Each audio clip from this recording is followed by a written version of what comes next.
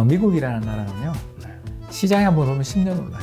근데 지난 10년 동안 한국 주식시장을 생각해보면 박스피라는 운명을 벗지 못해서 드디어 올해 날씨로 친다면 일기예보로 친다면 어떻게 보세요? 그러면 이제 좀 끼겠지만 그래도 맑은 나라 아닙니까? 그래도 폭풍우까지는 안 갈 것 같아요. 폭풍까지는 가지 않을 것이다.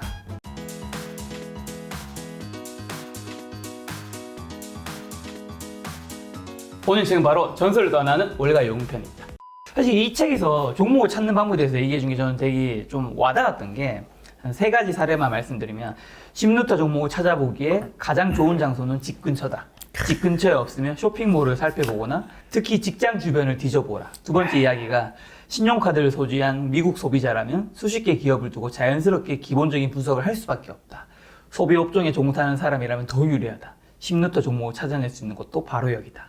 세 번째 이야기가 레그스나 던킨 도너츠처럼 친숙한 기업에 투자할 때의 장점은 스타킹을 신거나 커피를 마셔보는 것만으로도 우리가 월스트리트의 분석가들이 하는 기본적인 분석을 하고 있는 것과 같다는 점이다. 인근의 던킨 도너츠 체인점 8개가 새로 열리는 곳을 보았다면 메릴 린치의 요식업 투자 전문가가 던킨 도너츠를 추천할 때까지 기다릴 이유가 어디에 있는가? 메릴 린치의 요식업 투자 전문가는 던킨 도너츠의 주가가 $2에서 $10까지 5배나 올라야 비로소 이 회사가 눈에 들어올 것이지만 독자는 주가가 $2일 때 이미 알아볼 수 있다. 사실 이 말이 저는 너무 와닿고 또 멋지네요. 이 김작가TV 출연하신 예전에 강방천 회장님의 말씀과 좀 이어지는 게 강방천 회장님이 항상 자주 하시는 말씀이 소비자의 지갑을 보라. 그 지갑에서 소비가 일어나고 그 소비는 기업의 매출이 일어나고 애플을 샀어야 됐어.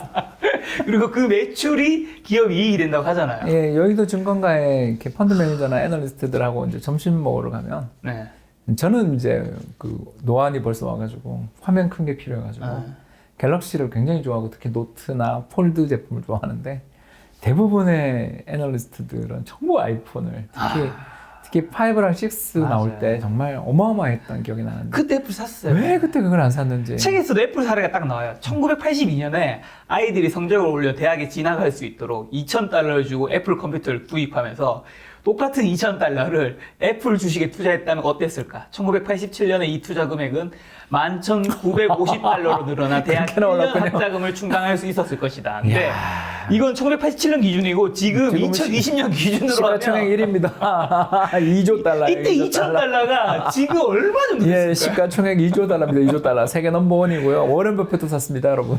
그러니까 사실 우리가 만약에 당장 2021년에 만약 이걸 좀 적용한다면 우리가 평소에 그 카드 내역에서 쓰지 않았던 게 있는데 2021년에 막 늘어나는 게 있다면 그렇죠. 이거는 무조건 사야 되라고. 사야 될 신호라고 볼 수 있는 거죠. 예, 그러면 뭐 저는 요새 생각이 갑자기 딱 드는 게 뭔데요? 일본에 있는 게임 회사도 갑자기 떠오르네요. 그죠? 왜요? 아니 진짜 저는 아들만 둘이잖아요. 게임기 사달라고 엄청 그러더라고요. 또 요즘에 밖에 못 나가니까. 예, 그런 생각이 갑자기 딱 드네요. 한번 쳐다보고 분석 보고서 한번 열어봐야 되겠어요. 일본 주식 사야 되나요? 아니요. 그 회사에 대한 기본적인 기업 정보는 그 홈페이지를 가면 이미 정말 옛날에 비해서 개인 투자가 너무 편리해진 게요. 인터넷 때문이에요. 그죠. 그 이야기를 또 하더라고요. 그 아까 이야기했던 것처럼 종목이 커지고 덩치가 커질 때까지 특히 아까 미스터 헬 미국 본부장님이 뭐라 그러기 때문에 못 산다 그랬잖아요. 그런 거에 비해 최근에는 이제 인터넷으로 그냥 예를 들어서 소니다. 이런 데 딱 가면 이 소니의 자기 그 회사에 재무제표 이런 거를 또 해외에 상장돼 있기 때문에 영어로 다 나와 있거든요. 네. 그래서 뭐 꼭 굳이 영어를 잘해야 되는 게 아니라 가서 매출액이 얼마나 증가하고 있는지 사업 부문에서 플레이스테이션은 어떤지 예를 들어서 또 얘가 지금 투자를 했던 귀멸의 칼날이라는 일본을 지금 완전히 그냥 2020년을 지배한 애니메이션이 있어요. 거기에 어떻게 투자했는지 이런 것들에 대한 것들은 다 나오거든요. 그래서 참 관심이 가더라고요. 그런 거 보면서 왜 안 샀는지 저도 그거 되게 재밌게 봐놓고 왜 안 샀는지 저도 지금 후회가 막 되는데요. 내년에는 종목이 나와버렸습니다. 내년에는 저도 소비가 새롭게 생기는 곳이 있다면 그 제품만 사는 게 아니라 그 제품을 살 때 그 제품 가격과 똑같은 금액을 주식도 한번 사보려고요. 멋지다. 우리 한번 잘해봐요. 피터 린치가 주식 투자에서 가장 중요한 것은 기업이 이익이라고 말하면서 이런 문장이 있더라고요. 나는 주식 투자의 성패를 결정하는 것은 결국 기업이 이익이라고 믿는다. 오늘, 내일, 그리고 다음 주의 주가를 연거푸 들여다본들 정신만 산란해질 뿐이다. 사실 아까 이제 우리가 소비자의 지갑을 봐야 된다. 우리 근처에 매장이 늘어나고 있고 어떤 매출이 늘어나고 있는 제품을 봐야 된다라는 게 그 이익에 집중하는 거잖아요. 네, 우리나라는 수출. 수출. 예, 바로 이렇게 말씀을 드릴 수 있는 거죠. 그러니까 피터 린치의 이야기를 100% 한국이 받아들이기 어려운 이유가 이제 바로 이 부분인데 미국은 전체 GDP의 90%가 내수입니다. 그러니까 수출 비중이 9%인가 8%밖에 안 됩니다. 우리나라는요? 우리나라는 전체 GDP의 많을 때 60%까지 수출이죠. 낮아도 40%.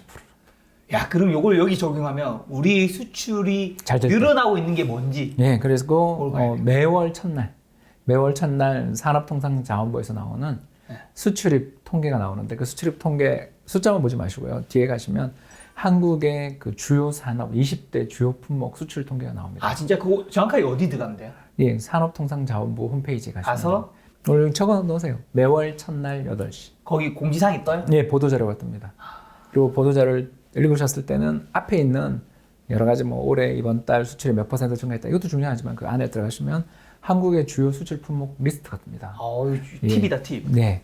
그러니까 그런 걸 보셔야 되는 거죠. 그러니까 미국은 워낙 시장이 크니까 한 주에서 성공하면 50개 주로 다 파급되면서 맞아. 어마어마한 성장성을 지닐 수 있지만 한국은 내수 시장이 좀 작은 편이니까 그렇죠. 물론 내수 시장에서 잘 되는 기업도 주가 많이 오르죠. 그러나 우리나라 기업들 중에서 신루타가 나는 종목들의 특징이 갑자기 뭐 K-뷰티 혹시 기억 안 나세요? 화장품 그때 했던 것처럼 우리나라 기업들의 수출이 갑자기 팍 늘어나기 시작하고 또 거기에 대규모 집중 투자들이 우리나라 기업들이 하기 시작할 때가 거기서 신루타 종목들이 많이 나거든요. 그게 이제 선진국 소비자들이 좋아하는 품목을 우리가 발굴해낸 거죠. 그런 기업들을 찾아내는 가장 쉬운 방법이 수출 품목별 증가율 통계를 보시는데 그 매월 1일이니까 굉장히 좋죠. 저 갑자기 드는 생각이 삼성전자의 주가가 굉장한 우상향을 했잖아요. 그게 가능했던 게 글로벌로 갔기 때문이고 그렇죠. 두 번째가 글로벌에서 그것도 그냥 단순히 간 게 아니라 1, 2위를 다투니까 들어간 품목들마다 다 1, 2위를 하고 있으니까 가장 지금 고생하는 파운드리도 2위니까. 그리고 좀 이따가 이제 우리나라 기업의 특히 삼성전자의 미래 먹거리라고 생각되는 게 우리 스마트폰에 보면 전부 다 카메라에 찰상 소자들, 모듈들 들어가 있잖아요. 카메라 모듈들 들어가 있는데 그 안에 들어가 있는 반도체 1위가 세계 1위가 소니거든요. 근데 그 2위가 삼성전자예요. 어마어마한 투자들을 하고 있거든요. 그런 것처럼 삼성전자가 들어가게 되면 그 시장에서 경쟁이 치열해져서 당장은 이익이 줄어듭니다. 그러나 그 시장 자체를 키우고 왜냐하면 가격을 떨어뜨리니까 두 번째 거기서 1, 2위로 이렇게 올라오는 과정에서 독점적인 또는 과점적 지위를 누리게 되면서 시장을 이제 주도하게 되고 변화를 자기가 스스로 주도하게 되면 이 경쟁에 대비하기가 굉장히 쉽지 않아요. 그러니까 이런 과정에서 그 어마어마한 이익을 기록하게 된 것이거든요.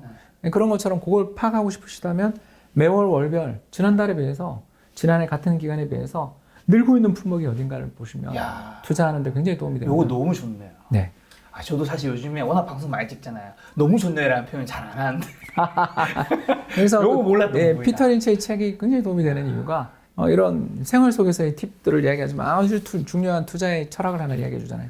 기업의 이익에 주목하라고. 그러면 우리는 기업의 이익을 미리 예상할 수 있는 방법이 매출액이잖아요. 매출액이 급격히 늘어나면 처음에는 이익이 안 될지 모르죠. 왜냐하면 투자를 해야 되니까. 그러나 급격히 그 뒤에 이익이 늘어나는 게 매출액이 늘고 이익이 늘잖아요.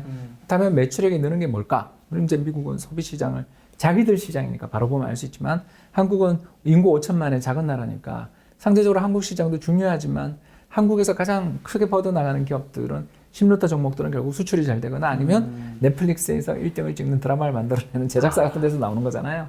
그래서 요새 최근에 특히 각각 우리나라 뭐 OCN이라든가 또는 넷플릭스라든가 디즈니 플러스라든가 아무튼 수많은 왓챠라든가 이런 다양한 플랫폼들에서 약진하고 있는 한국의 드라마를 만들어내거나 웹툰을 만들어내는 기업들이 있잖아요. 그러니까 그런 기업들에 대해서 관심을 가지시는 것도 굉장히 좋은 방식이 되겠죠. 왜냐하면 K 드라마로 끝나지 않잖아요. 맞아. 하나만 하는 게 아니라 이게 드라마로만 나오는 게 아니라 뭐 웹툰으로 나가고 또 저기 뭡니까 시리즈물이 될 수도 있는 그런 그 월드를 만든다. 웹툰과 영화와 채널이 만나서 맞습니다. 또 그런 플랫폼들도 또 좋아지겠고. 저도 요즘 그래서 고민 중이에요. 이 유튜브와 뭔가 같이 맞아 떨어질 수 있는 게 뭐가 있을까? 고민해보죠 우리. 계속 고민해.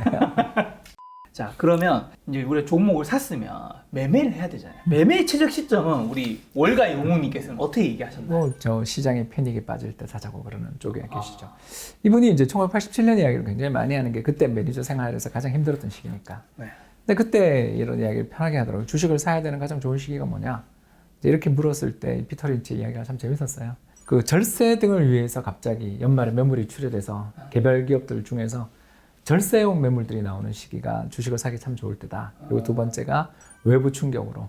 어떻게 모르지만 펀더멘탈은 좋은데도 불구하고 네. 시장이 갑자기 일시적인 외부 충격으로 폭락하는 시기만큼 매집하기에 좋은 시기가 없다. 어떻게 보면 올해로 치면 코로나 폭락 때. 2020년 코로나 폭락은 펀더멘탈을 물론 악화시키긴 했지만 펀더멘탈의 악화 속도보다 너무 주가의 하락 속도가 컸잖아요. 예를 들어서 전 세계 GDP는 4% 빠졌는데 주가는 반토막이 났잖아요. 그러니까 그런 식으로까지 급격히 조정받을 일인가에 대해서 고민을 해볼 수 있는 역발상의 자세를 가지고 이렇게 해보라는 거고요. 이분이 이제 또 매도에 대한 이야기도 참 하는데 아까 이야기했던 기업이 정말 주가가 많이 올라서 이제 기분이 좋지만 언제 팔아야 되는가 이야기를 할 때 PEG라는 기법을 많이 이제 쓰게 되는데 기업의 PER이 기업의 성장 속도보다 너무 많이 비싸다면 예를 들어서 기업의 향후 이익 전망이 굉장히 가팔리게 좋아지는 회사가 있어서 20%씩 앞으로 5년간 성장한다.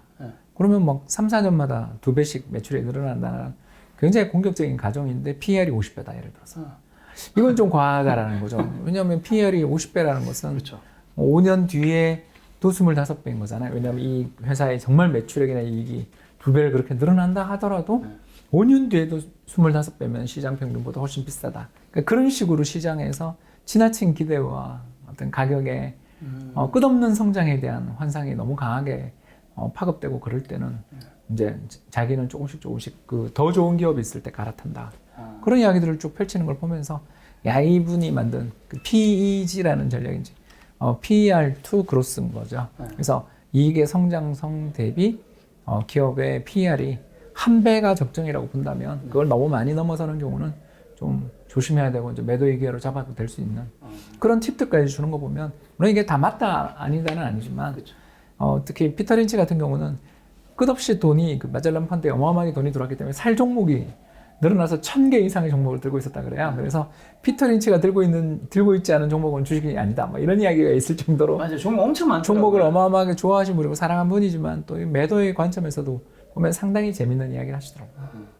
그리고 또 주식 시장에 뭐 6가지 유형이 있다. 이건 뭐 그냥 구분의 분류인데 재밌었어요. 네. 저는 저성장주가 하나 있었고요. 저성장주는 시장에서 이제 빠르게 기업의 이익이 성장하지 않는 안정된 산업, 여기서는 이제 전력 산업 이런 걸 주되게 좀 이야기를 많이 하셨었고요. 그 다음에 이제 반대편이 고성장 산업, 뭐 네. 인터넷 산업이라든가 이런 게 또 존재할 수가 있잖아요. 그래서 고성장 산업과 저성장 산업이 또 있다면 그 가운데쯤에 있는 안정성장 또는 중성장 산업들 그런 것들도 있고 또 우리나라의 자동차 회사들처럼 경기에 되게 민감한 기업들도 존재할 거고 이 경기 민감주 투자가 이 또 피터 린치의 장기였죠. 그리고 또 장기간에 걸쳐서 보면 이렇게 소외되어 있는 기업들 있지 않습니까? 회생되고 있는 기업들. 그러니까 턴어라운드 되는 기업들. 완전히 망했다가 살아나는 기업들. 또는 영원히 망해버릴 수도 있고요. 그리고 이제 자산은 많은데 제대로 평가받지 못하는 기업들.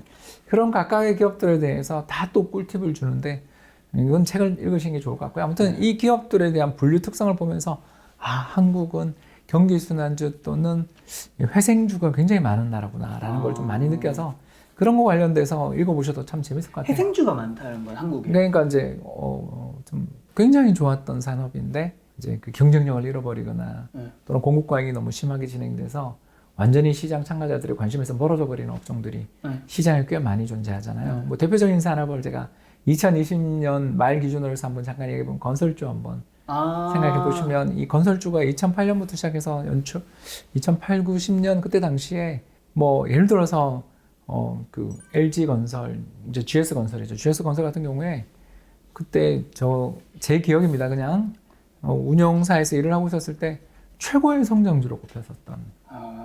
그랬었지만 국제유가 폭락하고 그래서 해외 건설 잘 안 되고 또 우리나라 국내 건설 시장에서 공급 부족 이야기 되게 많이 나오잖아요. 착공들 잘 안 이루어지고. 그러면서 그 긴 기간 동안 굉장히 많은 주식이 흘러내렸고 실제로 뭐 또 동부그룹을 비롯한 일부 그룹들은 물론 이제 DB 생명이라든가 화재같이 이렇게 아직도 괜찮은 회사들도 있고 하이텍도 있지만 아무튼 뭐 건설이라든가 철강같이 이렇게 어려움에 빠져서 결국은 회생 이런 거 과일 절차에 들어간 기업들도 종종 있었잖아요. 그런 것처럼 우리나라의 경우에는 다들 굉장히 그 성공의 기업들이 많은 나라예요. 이게 무슨 말이냐면 아주 작은 나라에서 출발을 해서 삼성전자처럼 거대한, 포스코처럼 거대한, 현대차처럼 거대한 기업들을 일궈낸 성공의 신화, 성장의 신화가 존재하는 나라다 보니까 우리나라 경기에 좀 좋은 특징은 모멘텀이 있을 때 굉장히 좋아진다라는 거고 나쁘게 이야기하면 공급과잉에 잘 빠져요. 그래서 뭐 대표적인 공급과잉 산업들이 해운 산업 혹시 기억나세요? 알죠, 알죠. 그리고 건설 산업 같은 경우가 공급 과잉에 참 고생을 많이 하다가 회생하고 있잖아요, 최근에. 해운주라든가 이런 거 살펴보시면 그 장기 흐름을 한번 10년, 20년 장기 흐름을 보시면 아, 이게 회생주구나. 이런 걸 금방 아실 수가 있어요. 근데 그 회생주가 아무나 다 회생하는 게 아니잖아요. 그렇죠, 그렇죠. 그 어려운 기나긴 과정 속에서 결국은 도태돼 버리거나 어려움에 그렇죠. 빠져서 없어지는 기업도 너무 많잖아요. 그래서 저는 이제 피터 린치의 참 위대함이라는 게 좀 느껴졌던 게 이 사람은 한국 같은 나라도 잘 모를 텐데 정말 이런 걸 생생하게 묘사하나 싶어서 한국처럼 사례처럼 느껴져서 참 재밌었던 산업들의 분류였고요. 꼭 이게 맞다라는 건 아닌데 한국의 투자자라면 아까 얘기했던 경기순환주 및 회생주 관련 투자에 대해서는 한번 팁을 좀 찾아보시는 것도 참 좋을 것 같아요. 여기까지 다 이야기하면 책 안 읽으실 것 같아요. 이 정도 맛만 보여드리겠습니다. 피터 린치가 거시경제 시장을 보는 것이 아니라 개별 기업의 가치에 주목했는데 그 이유는 무엇인지 여쭤보려고 하는데요. 실제로 책에 이런 문장이 있더라고요. 시장은 투자와 아무 상관없다. 이 한 가지만 당신이 제대로 이해한다면 이 책은 제 값을 다 한 셈이다. 이제 참 부러운 철학이에요. 왜요? 왜 그런지 이제 오늘 설명드릴게요. 네. 미국이라는 나라는요. 네. 시장에 한번 오르면 10년 올라요. 그러니까 가장 대표적인 사례를 한번 이야기하면 1981년 바닥 찍고 네. 1990년대 초반에 걸프전 올라갈 때까지 10년 올랐죠. 또 걸프전 끝난 다음부터 2000년대 초반 IT 버블 붕괴될 때까지 10년 올랐죠. 네. 또 2003년 걸프전, 이라크 전쟁이죠. 이라크 전쟁 끝난 다음부터 2008년 글로벌 금융위기까지 5년 연속 올랐죠. 또 2009년 버블 붕괴된 다음부터 시작해서 2018년 미중 무역 분쟁까지 9년 올랐죠. 한마디로 한번 오르면 연평균 주가가 연말 종가가 그 지난해 종가보다 오르는 걸 상승장이라고 본다면 한 번 시작된 상승장은 기본 짧으면 5년, 길면 10년씩 가는 나라입니다. 이게 왜 그런지 우리 오늘 이유를 알잖아요. 거대한 내수 시장을 가지고 있고 주식 시장의 기반도 되게 강한 편이고 전 세계 투자자들이 미국 시장을 이렇게 좋아하니까 그런 일이 벌어지죠. 근데 지난 10년 동안 한국 주식 시장을 생각해 보면 박스피라는 오명을 벗지 못해서 드디어 올해 그리고 돌파하고 있죠. 그렇죠. 2018년 또 미중 무역 분쟁 때문에 2,600까지 갔던 주식 시장이 1,800 가는 것도 봤고 2020년 또 2,200에서 시작했던 시장이 2020년 3월에 또 1,400 가는 것도 봤잖아요. 그러니까 그것처럼 우리나라 시장은 경기 민감주 또는 회생주가 압도적으로 많은 시장이다 보니까 미국 시장에 비해서 상대적으로 피터 린치가 이렇게 자신 있게 시장을 멀어보니 난 종목을 봐 이렇게 얘기할 수 있는 멘탈 자체를 갖게 된 게 시장 자체가 같이 폭락하고 같이 급등하는 일보다는 어떻게 보면 추세적인 상승 또는 조정이 있다 하더라도 그 조정에서 시장이 금방금방 회복되는 탄력성이 있는 회복 탄력성이 있는 나라라는 거죠. 그에 비해서 한국은 좀 그런 면이 부족한 면이 많잖아요. 한번 폭락하고 나면 잘 회복 안 될 때도 종종 있었잖아요. 뭐 가장 대표적인 게 2018년이죠. 그러니까 그런 사례들을 우리가 너무나 많이 겪었기 때문에 한국 주식시장의 참가자들은 미국에 비해서 신뢰도 부족하고 두 번째가 이제 배당주에 대한 이야기도 많이 나오잖아요. 그런데 우리는 아시는 것처럼 세계에서 배당 수익률이 최저잖아요. 1%도 안 되는 배당 수익률을 가지고 있는 세계에서 가장 배당을 적게 주는 나라잖아요.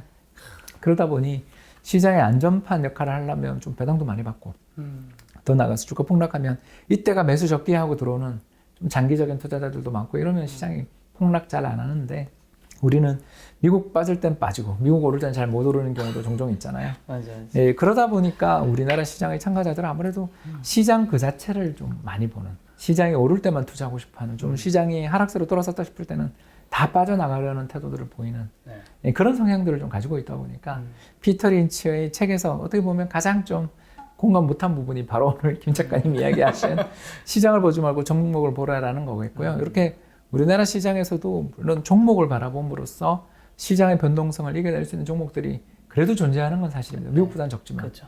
그러나 시장 자체에 대해서 아까 잠깐 그 산업통상자원부에서 발표하는 매월 첫날에 수출 통량 같은 거시경제 지표는 한국은 그래도 조금은 챙겨봐야 되는 그래서 밸런스를 좀 가지고 책을 읽었으면 하는 바람을 가지는 대목이 좋네요. 여기가 되겠습니다. 야, 이 피터 린치의 이제 부족한 점을 아니, 박사님께서 미국 시장이 부럽다 이거지. 사실 이제 미국 시장과 한국 시장이 다르기 때문에 그렇죠. 그건 우리가 조금 더 보완해서 그렇게 접근을 해야 된다고 말씀해 주신 것 같은데 또 이런 얘기 했더라고요. 주식 시장이 어떻게 끝났는지 알고 싶은 사람들은 지수 종가를 피터 린치에게 많이 물어보는데 피터 린치가 관심을 두는 것은 상승 종목수, 하락 종목수. 이건 좀 뭐가 다른 이게 거예요? 이제 스트렝스라고 부르는 건데요. 네. 그러니까 시장에서 그 중요한 것은 내가 들고 있는 종목이 올랐느냐라는 거죠. 그렇죠. 예, 그래서 피터 린치의 이야기를 이렇게 해석해 보시면 되는 거죠. 피터 린치는 시장 그 자체보다 자기가 들고 있는 종목이 많이 올랐는가, 자기가 들고 있는 종목들이 지금 오르는 시장인가 아닌가를 판단하라는 거지. 종합주가 지수가 얼마 올랐다 이거는 중요하지 않아요라고 이야기를 하는 거죠.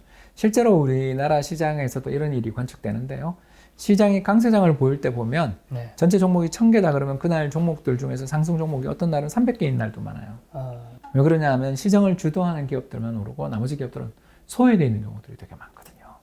그런데 반대로 주가가 한번 폭락하기 시작하잖아요. 그러면 1000개 종목 중에 900개가 빠져요. 이해되시죠? 그래서 주가가 빠질 때는 같이 빠지는데 오를 네. 때는 차별화됩니다. 그렇기 때문에 종목을 고르는 눈을 갖지 않으면 시장이 오를 때 죄송합니다. 손가락만 빠는 일이 벌어지는 거죠. 그래서 피터 린치의 이야기는 상당히 의미 있는 주장이에요. 시장이 올랐냐 빠졌냐라는 건 하락할 때, 급락할 때는 의미 있는 지표이긴 한데 오를 때는 안타깝게도 주도주들에 집중되는 경향이 그렇죠. 참 어떻게 나타나는 보면 지금 한국 시장에서는 삼성전자가 없는 분들은 좀 약간 소외받는. 또 뭐 바이오 기업들 없는 네. 분들은 굉장히 힘드시겠죠.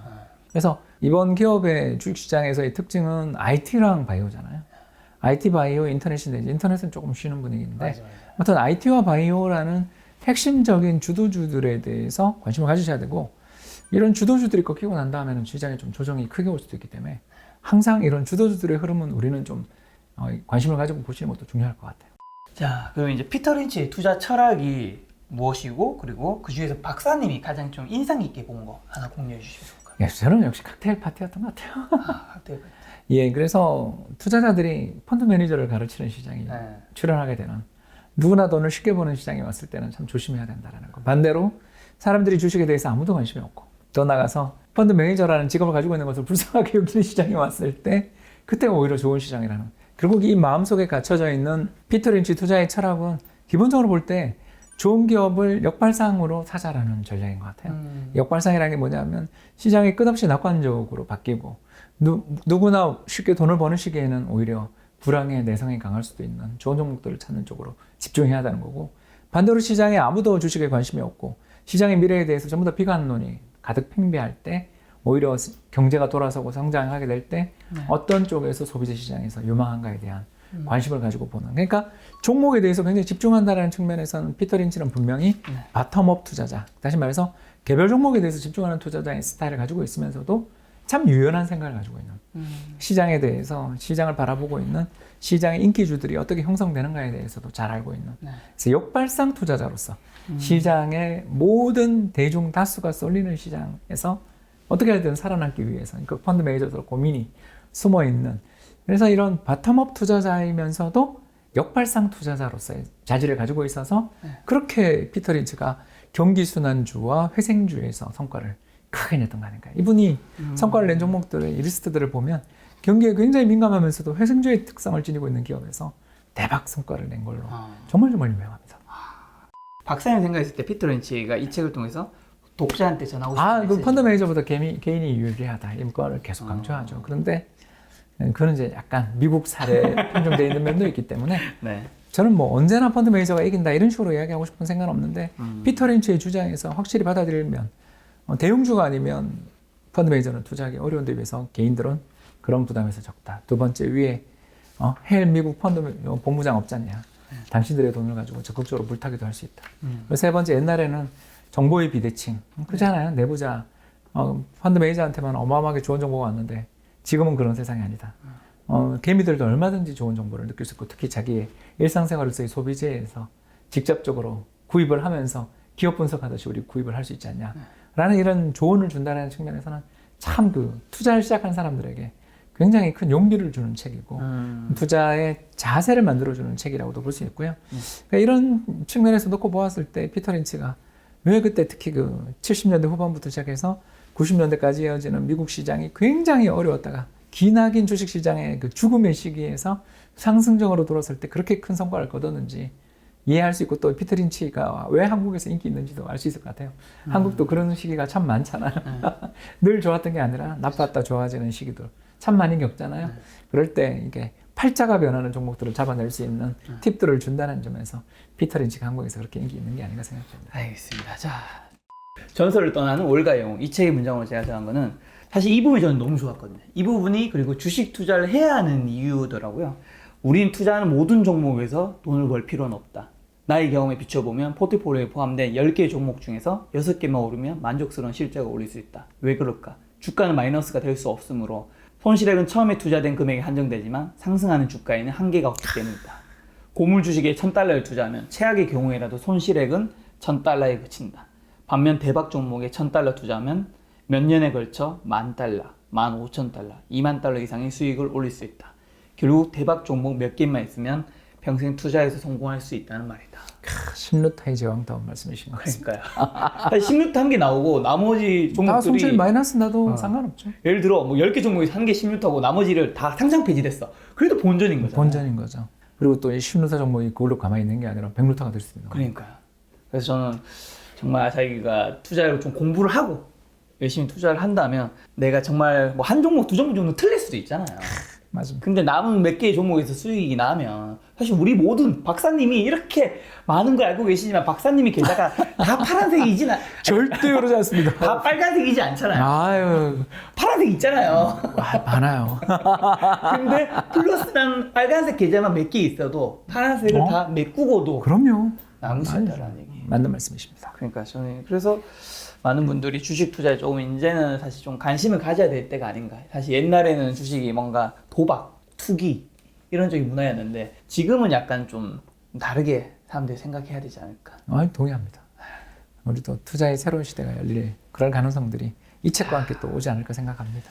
자, 올해 또 이제 2021년이잖아요. 박사님 나오셨는데 올해에 대한 좀 그래도 전망 짧게 한번 또 해주셔야죠. 그래도 요즘 부동산보다 주식이 좋아요라고 계속 이야기하고 있습니다. 올해 주식시장 좀 날씨로 친다면 일기예보로 친다면 어떻게 보세요? 구름은 이제 좀 끼겠지만 그래도 맑은 나라 아니겠는가. 아, 그래도 폭풍우까지는 안 갈 것 같습니다. 폭풍까지는 가지 않을 것이다.